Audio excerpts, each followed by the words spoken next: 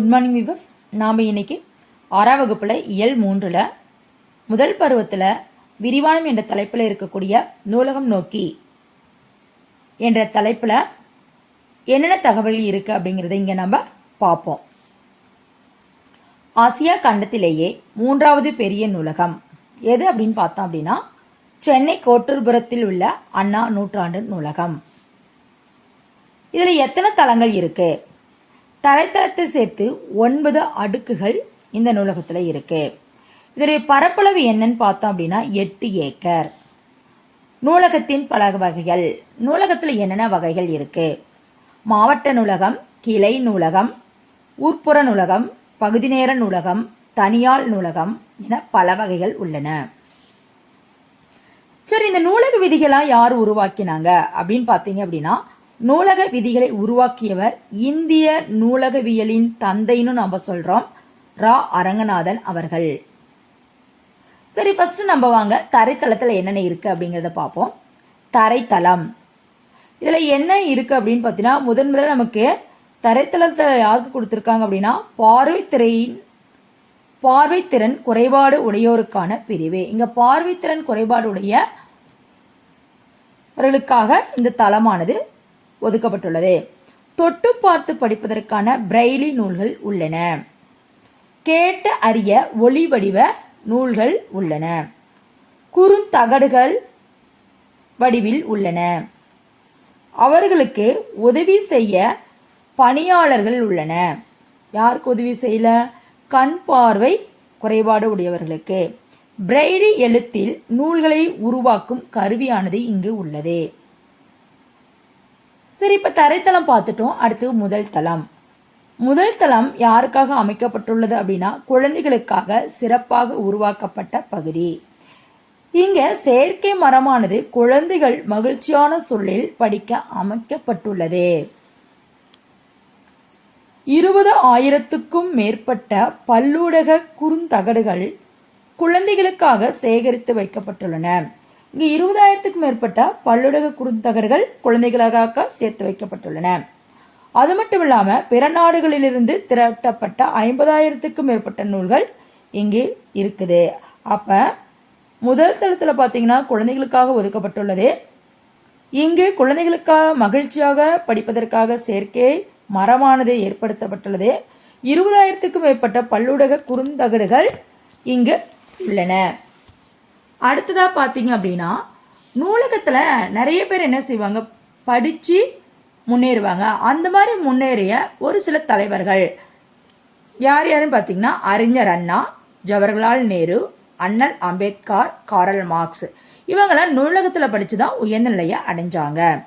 சரி வாங்க, அடுத்தது இந்த அண்ணா நூற்றாண்டு நூலகத்தில் 7ஆம் தளத்தில் என்னென்னலாம் இருக்கு? அரசு கீழ்த்திசை சுவடிகள் நூலகம் உள்ளது. பழமையான ஓலைச்சுவடிகள்லாம் இங்கு சேகரித்து வைக்கப்பட்டுள்ளன.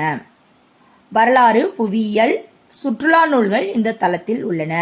அப்ப 7ஆம் தளம் பார்த்தீங்கன்னா கீழ்திசை சுவடிகள் நூலகம் உள்ளது. இங்க பழைய ஓலைச்சுவடிகள்லாம் பாதுகாப்பாக இங்கே வச்சிருக்காங்க.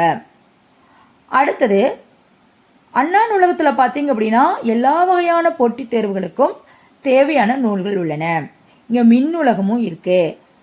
இங்கு மின் இதழ்கள், மின்னூல்கள் அனைத்து துறைகளுக்குமே இங்கே இருக்கு. நூலகம் முழுவதும் குளிர்பதன வசதி செஞ்சிருக்காங்க, அதாவது ஏசி போட்டிருக்காங்க. அது மட்டும் இல்லாமல் குளிர்பதன வசதியுடன் என்னென்ன அரங்குகள் இருக்குன்னு பார்த்தீங்கன்னா கூட்டரங்கு, கலையரங்கு, கருத்தரங்க கூடம், கண்காட்சி அரங்கு போன்றவையும் உள்ளன. சரி, ஆசிய கண்டத்திலேயும் மிகப்பெரிய நூலகம் எங்க இருக்கு அப்படின்னு பார்த்தீங்கன்னா சீனாவில் உள்ளது. நம்ம தமிழ்நாட்டில் இருக்கக்கூடிய சென்னை கோட்டூர்புரத்தில் இருக்கக்கூடிய அண்ணா நூற்றாண்டு நூலகம் ஆசிய கண்டத்திலே 3வது பெரிய நூலகம். முதல் மிகப்பெரிய நூலகம் சீனாவில் உள்ளது. சிறந்த நூலகர்களுக்கு நாம் இந்த நூலகங்கள்லாம் இருக்கு. இந்த நூலகத்தில் நூலகர்கள் இருப்பாங்க. அப்போ சிறந்த நூலகர்களுக்கு ஒரு விருது கொடுக்குறாங்க. அது என்ன விருதுன்னு பார்த்தீங்க அப்படின்னா முனைவர் ச. ரா. அரங்கநாதன் விருது வழங்கப்படுகிறது. நூலக வசதி இல்லாத இடங்கள்ல நம்முடைய தமிழ்நாடு அரசானது நடமாடும் நூலகமானது என்னும் திட்டத்தை தொடங்கியுள்ளது. அப்ப நடமாடும் நூலகமானது அனைத்து தரப்பிற்கும் நூலகம் மூலம் படிப்பதற்கு வசதியானது செய்யப்பட்டுள்ளது. சரி, இதெல்லாமே இந்த நூலகத்தில் நமக்கு இருக்குது. இந்த அண்ணா நூற்றாண்டு நூலகத்தில் 8 தளங்கள் இருக்குது. இந்த ஒவ்வொரு தளத்திலும் என்ன வகையான நூல்கள் இருக்குது அப்படிங்கிறத பார்ப்போம். தரைத்தளம் நாம் பார்த்துருக்கோம். ஃபஸ்ட்டு சொந்த நூல் படிப்பகம், பிரெய்னி நூல்கள்லாம் இருக்கும். முதல் தளம், முதல் அடுக்கு குழந்தைகள் பிரிவு, பருவ இதழ்கள் இருக்குது. 2ஆம் தளத்தில் தமிழ் நூல்கள் இருக்குது. 3ஆம் தளத்தில் கணினி அறிவியல், தத்துவம், அரசியல் நூல்கள் உள்ளன. 4ஆம் தளம் பொருளியல், சட்டம், வணிகவியல், கல்வி இதெல்லாம் இருக்குது. 5ஆம் தளத்தில் என்ன இருக்குது அப்படின்னு பார்த்தீங்கன்னா கணிதம், அறிவியல், மருத்துவம். 6ஆம் தளத்தில் பொறியியல், வேளாண்மை, திரைப்படக்கலை சார்ந்த நூல்கள் இருக்குது. 7ஆம் தளத்தில் வரலாறு, சுற்றுலா, அரசு கீழ்த்திசை சுவடிகள் நூலகம் இதெல்லாம் அமைந்திருக்கு.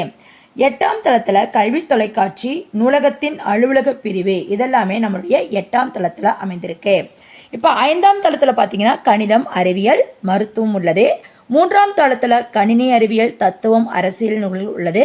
முதல் தளத்தில் குழந்தைகள் பிரிவு, பருவ இதழ்கள்லாம் இருக்குது. 2ஆம் தளத்தில் தமிழ் நூல்கள் இருக்குது.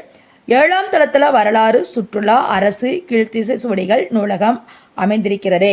இதை நமக்கு எப்படி கேட்க வாய்ப்புகள் இருக்குது அப்படின்னு பார்த்தீங்கன்னா பொறியியல், வேளாண்மை, திரைப்படக்கலை நூல்களானது எந்த தளத்தில் இருக்குது அப்படின்னு கேட்டாங்க அப்படின்னா நம்ம 6ஆம் தளம் அப்படின்னு நமக்கு எழுத தெரிஞ்சிருக்கணும். அப்போ பார்த்தீங்க அப்படின்னா நம்மளுடைய அண்ணா நூற்றாண்டத்தில் இருக்கக்கூடிய 8 தளங்களில் என்னென்ன நூல்கள்லாம் இருக்குது அப்படிங்கிறத நம்ம இதில் பார்த்துருக்கோம். இதுதான் நம்முடைய நூலகம் நோக்கி அப்படிங்கிற தலைப்பில் இருக்கக்கூடிய தகவல்கள். பாருங்கள், நூலகத்தில் படித்து உயர்நிலைக்கு வந்தவங்க அறிஞர் அண்ணா, ஜவஹர்லால் நேரு, அண்ணல் அம்பேத்கர் இவங்கெல்லாம் பெரிய நிலைக்கு வந்திருக்காங்க.